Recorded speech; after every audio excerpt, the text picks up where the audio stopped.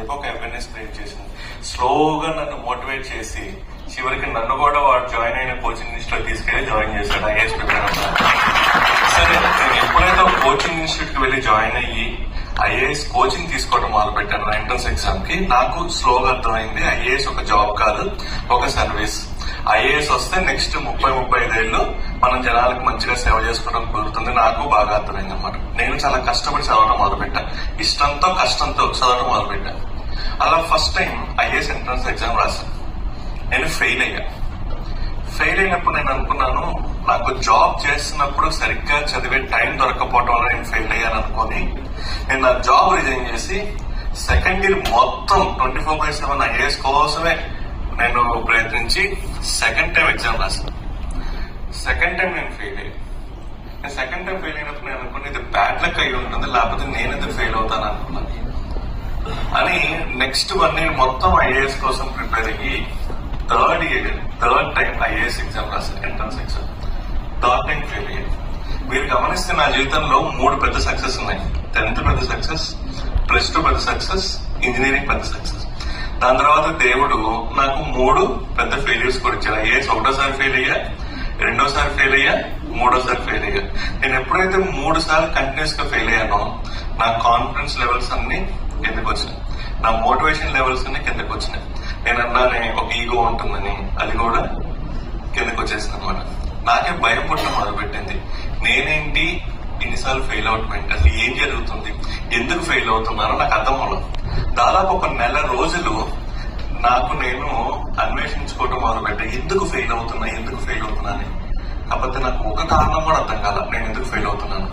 సరే, నాకు అర్థం కావట్లేదని చెప్పి నేను నా స్నేహితుల ఇంటికి వెళ్ళి స్నేహితులు అడగడం మొదలుపెట్టా. మసా నీకు తెలుసు కదా నేను ఐఏఎస్ ప్రిపేర్ అవుతున్నాను, నీకు తెలుసా నేను ఎందుకు ఫెయిల్ అవుతున్నాను అని అడిగాను. నా స్నేహితులందరూ నాతో ఉంటారు, అరే నువ్వు ఇంటెలిజెంట్, నీకు మంచి మెమరీ పవర్ ఉంది, నీకు మంచి కాన్సెప్చువల్ క్లారిటీ ఉంది, నువ్వు ఏదైనా చాలా రోజులు గుర్తుపెట్టుకుంటావు, నీకు ఒక్కసారి చదువుతారు, ఎన్ని చెప్తారు. కానీ నా తప్పేంటో వాళ్ళకే అర్థం కావట్లేదు. ఒక నెల రోజులు నాకు నేను క్వశ్చన్ చేసుకున్నా, నాకు ఒక కారణం అర్థం కాల. ఒక నెల రోజులు నా ఫ్రెండ్స్ అందరిని అడిగా, ఒక కారణం అర్థం కాదు. ఇంకా నేను డిసైడ్ అయిపోయా నాకు ఐఏఎస్ రావడం కష్టం అని చెప్పి. అలా డిసైడ్ అయిపోయి నేను ఐటీ కంపెనీకి అప్లై చేశాను. నాకున్న మంచి క్రెడెన్షియల్స్ కి అప్లై చేసిన వెంబటనే జాబ్ కూడా వచ్చింది. ఈ జాబ్ వచ్చిన విషయం నేను నా ఫ్రెండ్స్ అందరికి ఫోన్ చేసి చెప్పాను, మజా నేను తిరిగి ఐటీ జాబ్కి వెళ్ళిపోతున్నాను, ఐఏఎస్ నాకు కొంచెం కష్టం అనిపిస్తుంది అని చెప్పేసి. ఈ విషయం నా మిత్రుల నుంచి నా శత్రువులకు కూడా వెళ్ళింది. నెక్స్ట్ డే పొద్దున్నే 3 శత్రువులు నన్ను చూడటానికి నా రూమ్ దాకా వచ్చారనమాట. తలుపు కొట్టారు, డోర్ ఓపెన్ చేశాను. చూస్తే 3 శత్రువులు. వాళ్ళు వచ్చి నన్ను చూడటానికి కాదు, నన్ను అవహేళన చేయడానికి. బట్ శత్రువులైనా సరే రూమ్ దాకా వచ్చారు కాబట్టి నేను లోపలికి రమ్మన్నాను, కూర్చోమన్నాను. కూర్చున్న తర్వాత ఫస్ట్ శత్రువు నాతో అన్నాడు, కృష్ణదేవి నువ్వు చాలా మంచి పని చేసావు, చాలా మంచి డెసిషన్ తీసుకున్నావు, నీకు ఐఏఎస్ రావడం చాలా కష్టం, నీకు ఐటీ జాబే కరెక్ట్ అన్నాడు. సరే అన్నాను. రెండో శత్రువు అన్నాడు, కృష్ణదేవి నీకు ఐటీ జాబే కరెక్ట్, ఐఏఎస్ అసలు రాదన్నాడు. సరే అన్నాను. మూడో శత్రువు అన్నాడు, కృష్ణదేవి నీకు ఐఏఎస్ అసలు రాదన్నాడు. సరే అన్నాను. ఆ 3 మాట్లాడిన తర్వాత నేను ఆ 3తో అన్నా, నాకు అర్థమైంది ఐఏఎస్ రావడం నాకు కష్టమని చెప్పి. నాకు ఒక్క విషయం అర్థం కాదు, ఏంటంటే ఏ కారణం వల్ల నాకు ఐఏఎస్ రావడం కష్టం అని. వెంబడి నేను ఫస్ట్ శత్రువు అన్నాడు, కృష్ణతేజ చాలా ఈజీ, ఐఏఎస్ లో దాదాపు 3000 మార్క్స్ కి రిటర్న్ ఎగ్జామ్, నీ హ్యాండ్ రైటింగ్ చాలా చండాలంగా ఉంటుంది, అందుకని నీకు ఐఏఎస్ రావట్లేదు అన్నాడు. వాడు చెప్పింది చాలా కరెక్ట్ అనమాట. నా హ్యాండ్ రైటింగ్ చాలా చండాలంగా ఉంటుంది, కాకపోతే నాకు తెలియదు ఏంటంటే నా హ్యాండ్ రైటింగ్ వల్ల నాకు ఐఏఎస్ రావట్లేదు అన్న విషయం. రెండో శత్రువు ఏమన్నాడు, కృష్ణతేజ నువ్వు కంప్యూటర్ సైన్స్ స్టూడెంట్ కదా, ఏదైనా క్వశ్చన్ కి ఆన్సర్ నువ్వు 1వ పాయింట్, 2వ పాయింట్, 3వ పాయింట్ లాగా పాయింట్స్ రాస్తావు, కానీ ఐఏఎస్ లో మంచి మార్క్స్ రావాలంటే రిటర్న్ ఎగ్జామ్ లో ఒక విషయం మంచి భాషలో కథలాగా పారాగ్రాఫ్ స్టైల్లో రాస్తే మంచి మార్క్స్ వస్తాయి. అది కరెక్టే, నేను కంప్యూటర్ సైన్స్ స్టూడెంట్ ని, నేను ఏదైనా 1వ పాయింట్, 2వ పాయింట్ అని రాస్తాను, కానీ ఒక విషయం మంచి భాషలో ఫ్లవరీ లాంగ్వేజ్ లో కథలాగా పారాగ్రాఫ్ స్టైల్లో ఒక హ్యుమానిటీస్ స్టూడెంట్ రాసినట్టు నాకు రాదు, నేను ఎప్పుడు నేర్చుకోలేదు.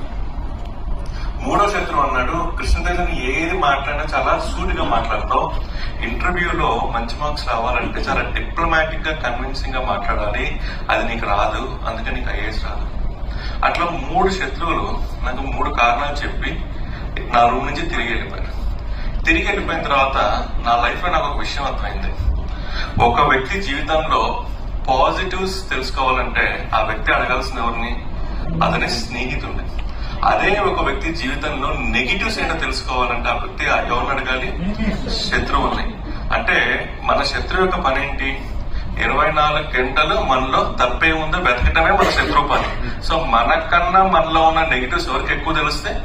మన శత్రువులకి. సో నాకు జీవితంలో అర్థమైంది ఏంటంటే మనలో ఉన్న నెగిటివ్స్ తెలుసుకోవాలంటే ఎంత కష్టపడినా మనకు అర్థం కావు. మనం డైరెక్ట్ గా మన శత్రువు ఎవరో చూసుకుని మన నెల్లడారిన నెగిటివ్స్ ఏంటి అంటే వాడే 1 పాయింట్ 2 పాయింట్ 3 పాయింట్ అని మనకి క్లియర్ గా చెప్తాడు. మనం వాటిని ఓవర్కమ్ చేసుకుంటే మనం ఎదిగేస్తాం. సో నాకు నా శత్రువుల వల్ల 3 కారణాలు తెలిసినాయి. నేను వెంబటనే మా అమ్మకి ఫోన్ చేశాను అనమాట. అమ్మ నాకు 1 సంవత్సరం కావాలి అని అడిగాను.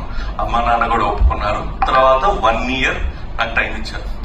1 year టైంలో నేనేం చేశాను, ఒక రోడ్డు మీద వెళ్తున్నప్పుడు ఒక ఇంటి ముందు ఒక బోర్డు ఉంది, ఇక్కడ హ్యాండ్ రైటింగ్ నేర్పబడను అని చెప్పి.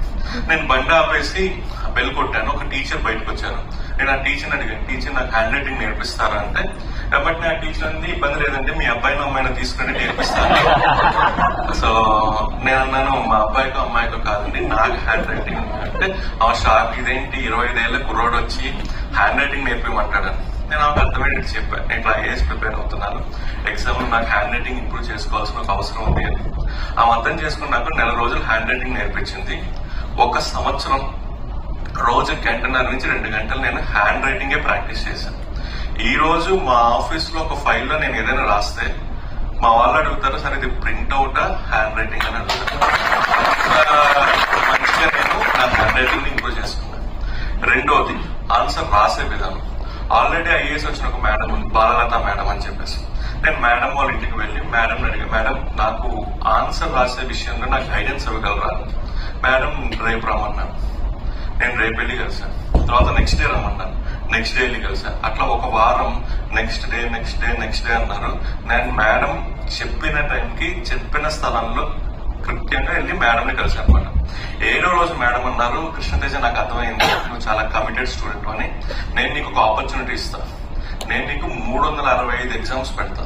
ఒక్కో ఎగ్జామ్ ఒక్కో రోజు రాయాలి.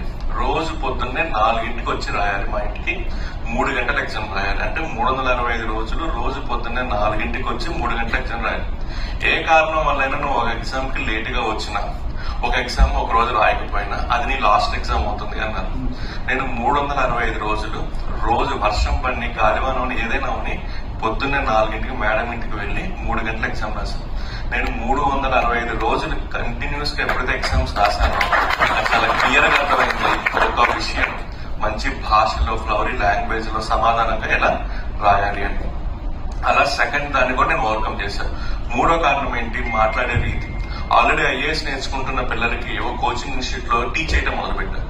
నేను ఎప్పుడైతే ఒక టీచర్ గా టీచ్ చేయడం మొదలు పెట్టానో నాకు ఆటోమేటిక్ గా అర్థమైంది ఒక విషయం ఎదురు వ్యక్తికి అర్థం అవుతున్న విధంగా ఎట్లా మాట్లాడాలి అని చెప్పి. అట్లా 1 సంవత్సరంలో 3 కారణాలు నేను ఓవర్కమ్ చేసి 4వసారి ఐఏఎస్ కి ప్రిలిమ్స్ ఎగ్జామ్ రాశాను, క్లియర్ అయింది. మెయిన్స్ ఎగ్జామ్ రాశాను, క్లియర్ అయింది. ఇంటర్వ్యూ అటెండ్ అయినా, క్లియర్ అయింది. నాకు ఆల్ ఇండియా 66 ర్యాంక్ వచ్చింది. సో మనం జీవితంలో సంతోషంగా ఉండాలంటే మనకి ఫ్రెండ్స్ కావాలి. బట్ మనం జీవితంలో ఎదగాలి అంటే మనకి ఫ్రెండ్స్ తో పాటు ఎనిమీస్ కూడా కావాలి. సో ఎనిమీస్ వచ్చారని ఎప్పుడు భయపడద్దు, బాధపడద్దు, సంతోషపడండి. ఎదుగుతున్నప్పుడే ఎనిమీస్ వస్తారు, ఎదగటం కోసమే ఎనిమీస్ వస్తారు. So use them very wisely, use every enemy very wisely and grow in your life and help people as much as possible. Thank you for giving me this opportunity.